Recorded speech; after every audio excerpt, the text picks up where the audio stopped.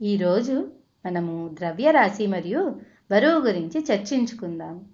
ఈ రెండిటి మధ్య గల తేడా ఏమిటో తెలుసుకుందాం. ద్రవ్యరాశి అంటే ఏమిటి, అలాగే బరువు అంటే ఏమిటి అన్నవి నిర్వచించిన తరువాత వాటి రెండిటికి మధ్య ఉండే తేడా ఏమిటి అన్నది తెలుసుకుందాం. మాస్ లేదా ద్రవ్యరాశి అంటే పదార్థ పరిమాణం, అంటే వస్తువులోని పదార్థ పరిమాణాన్ని తెలియచేసే భౌతిక రాశిని ద్రవ్యరాశి అంటాము.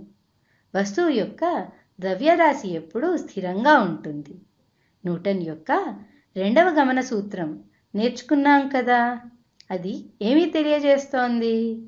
బలము, త్వరణ మరియు ద్రవ్యరాశి మీద ఆధారపడి ఉంటుందని. అంటే ద్రవ్యరాశి తక్కువ ఉంటే అదే బలానికి ఎక్కువ త్వరణతో ఆ వస్తువు కదులుతుంది. అలాగే ద్రవ్యరాశి ఎక్కువగా ఉంటే అదే బలానికి వస్తువు యొక్క త్వరణ తగ్గుతుంది.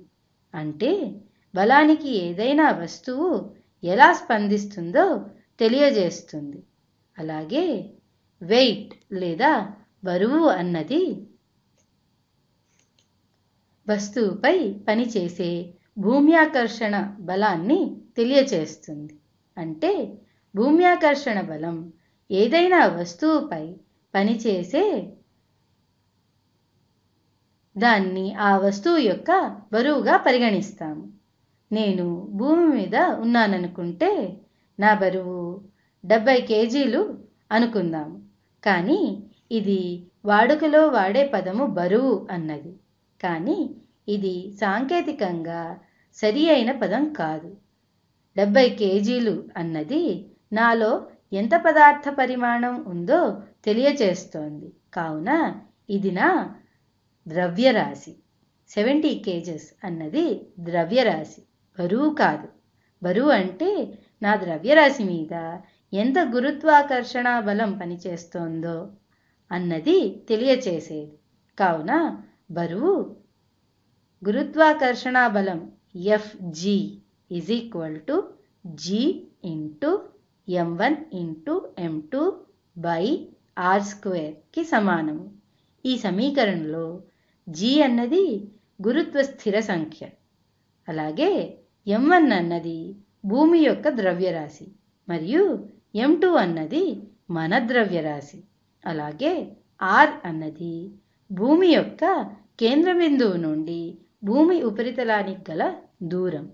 ఈ Gm1/r² అన్నది మొత్తం ఒక స్థిర సంఖ్య. దీనిని G అని వ్రాయవచ్చు. అది 9.8 మీటర్/సెకండ్² కి సమానం. కావున బరువు = 9.8 మీటర్స్/సెకండ్² ఇంటూ నా యొక్క ద్రవ్యరాశి, అది ఎంత? 70 కేజీలు. క్యాలిక్యులేటర్లో కొట్టి చూస్తే 9.8 × 70 = 686 వచ్చింది. కావున బరువు 686 వచ్చింది. దీని ప్రమాణాలు చూద్దాము. అది కేజీ × మీటర్/సెకండ్² వస్తుంది. దీనిని న్యూటన్ అని అంటాము.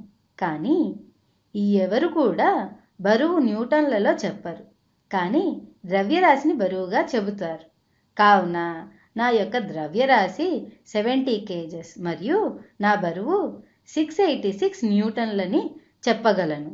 కానీ ఇది భూమిపైన నేనున్న బరువును తెలియజేస్తోంది. నేను వేరే గ్రహానికి కానీ లేక చంద్రుడిపైకి కానీ వెళితే బరువు గురుత్వాకర్షణ శక్తి మీద ఆధారపడి ఉంటుంది. కనుక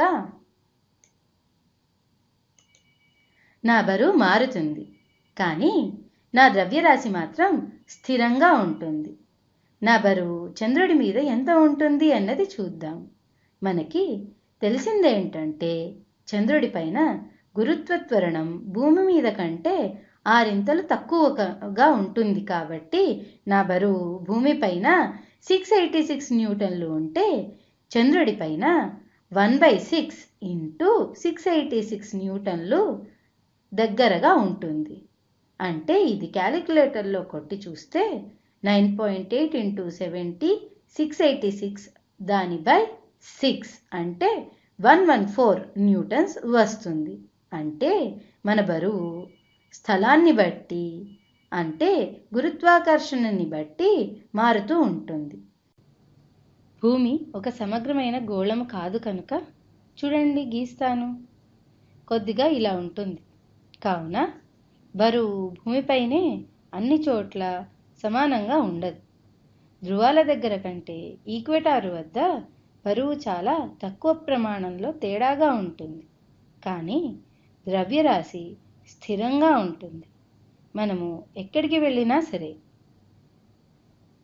160 పౌండ్లు అని అన్నాననుకోండి, పౌండ్లు అన్నది బరువు యొక్క కొలతే.